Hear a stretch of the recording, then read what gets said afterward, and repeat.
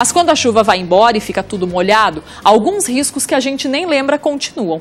Nessa semana, por exemplo, um menino de apenas 15 anos morreu em São Francisco do Sul enquanto cortava a grama. A grama ainda estava molhada quando o jovem ligou a máquina, então.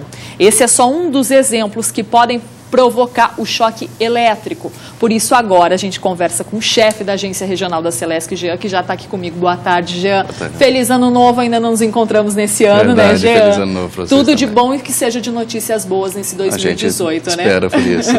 Jean, a gente falava um pouquinho da chuva, a gente falava um pouquinho dessa questão de São Francisco do Sul.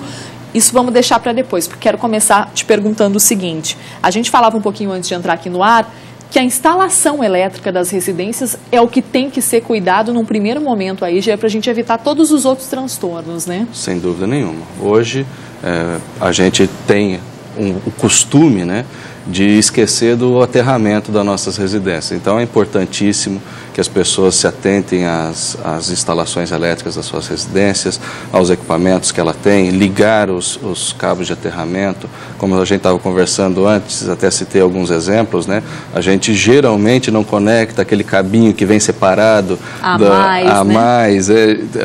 fica incomodando, a gente vai lá e retira, né? Então é importante que esses cabos sejam conectados a um sistema realmente de aterramento. Não adianta a gente também colocar aquele fiozinho só para fazer de conta que tem um aterramento.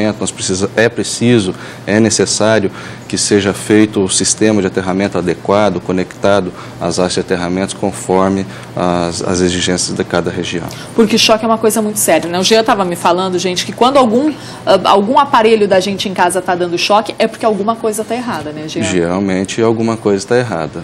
Tanto que esses equipamentos eles já vêm com esse cabo de aterramento para evitar esse tipo de choque, né? Para quem de repente não esteja entendendo, é aquele pininho a mais, né, Jean? Agora das tomadas que normalmente a gente corta fora ou que não se adapta em alguma coisa, a gente tira, que não é para fazer, né? Não, isso não deve ser feito. Esse fio aí é justamente para proteção contra o choque elétrico, né? É uma garantia. Isso. Além disso, né, esses equipamentos, eles têm esses cabos, esses fios aí, justamente para escoar qualquer desvio de energia que possa ocorrer nele, né? E evitar o choque elétrico. Ele serve para evitar o choque elétrico. Justamente para evitar. Jean, e aí a gente falava também de algumas situações aí do dia a dia. Por exemplo, a gente usa secador de cabelo, homem ou mulher, né? Aí, de repente, na correria, larga ali na pia, tá perto de uma água. Outras situações que a gente faz em casa, lugares úmidos, como a gente falava, né? Cozinha, banheiro, tem que ficar atento também, né, Jean? Porque dá problema. Sem dúvida nenhuma. Vamos começar com a instalação elétrica, né? Como a gente estava conversando antes. Hoje, a gente tem alguns equipamentos, alguns dispositivos de proteção que auxiliam para esses casos. Então, para as áreas úmidas, né, chuveiros, não só chuveiros, desculpa, banheiros, cozinhas, áreas de serviço, enfim, as áreas úmidas da residência, é possível colocar um dispositivo de proteção residual, os DRs conhecidos, né, e ele diminui, então, a incidência de choque elétrico nesses locais. Ele evita que isso chegue a um nível que machuque demais uma pessoa, que pode levar a óbito, né? E é fácil de encontrar esses dispositivos? É fácil de encontrar. Em qualquer loja de materiais elétricos tem aí esse dispositivo à disposição. O pessoal da produção está lembrando de uma outra cena, por exemplo, a dona de casa está agora assistindo a gente, lavando ali a louça rapidinho, de pé descalço, vai para a geladeira, vai no piso molhado daqui a pouco, ou agora nessa situação de muita casa alagada, né, Gê? O pessoal infelizmente ilhado aí, também tem que tomar cuidado com o que vai usar de equipamento, né? Sem dúvida nenhuma. Agora, em Joinville, a gente mais ainda, né, com esses alagamentos que nós tivemos, né, é extremamente importante que cuide com as atividades que estão sendo feitas, né?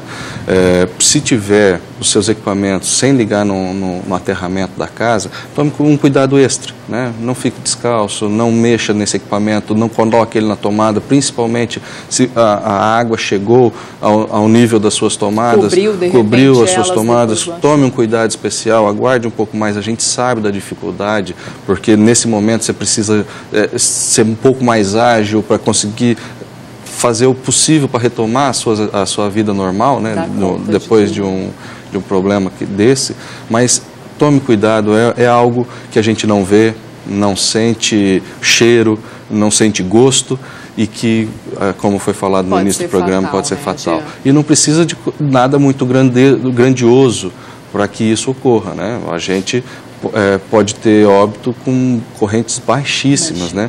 Tudo depende por onde percorre essa corrente no nosso corpo. Gia, a gente falava de instalação elétrica, tu falava que era a parte mais importante da gente saber. Quem mora, por exemplo, numa casa que não foi você que construiu, não acompanhou isso, está alugando ou já nem lembra mais, como é que a gente tem certeza que a instalação está ok, está tranquila ou que é preciso aí dar uma mexida nisso, Jean? Olha, isso é possível contratar um profissional habilitado, né? Tem como saber então, Tem, Jean? é possível sim. Esse profissional ele pode ir lá, ele faz a verificação de toda a instalação, ele pode fazer as medições que porventura venham a ser necessárias para um sistema da casa. Para cada caso tem um procedimento específico. Porque numa outra oportunidade a gente já conversou, né, Gia, para uma reportagem do Balanço Geral, e a gente não falava de choque elétrico, mas a gente falava de incêndio, por exemplo, que daqui a pouco a instalação da casa não está legal, corre até o risco de a gente estar numa sobrecarga, e juntando com isso, daqui a pouco um aparelho que está dando choque numa sobrecarga de energia, aí fecha tudo e aí realmente vai dar problema. Quando a gente estava conversando, eu acabei citando o exemplo de mal conexão, né? Conexões que são mal feitas, ou então muito tempo que a conexão foi esquentando ali, aquele local, e ele acaba perdendo o contato e a temperatura vai aumentando cada vez mais, e naquela época, né, a gente estava comentando sobre isso, pode vir a ter um incêndio. Isso também a gente pode fazer uma analogia para o aterramento. Então, se eu faço uma conexão no aterramento, ou se eu deixo de fazer uma conexão no aterramento, aquele ponto, quando precisa escoar a energia, ele vai ter muita dificuldade. E nessa dificuldade que a gente pode vir a ter um incidente. Esse tipo de problema. Jean, muito obrigada pelos esclarecimentos. Um bom trabalho para vocês, que estão com várias equipes na rua aí hoje. Que tudo se restabeleça da melhor forma possível e que São Pedro dê uma colaborada também. A gente espera que dê uma diminuída na chuva. Obrigadão, Jean. Obrigada pela presença. Tudo a gente de bom. Até a próxima, viu?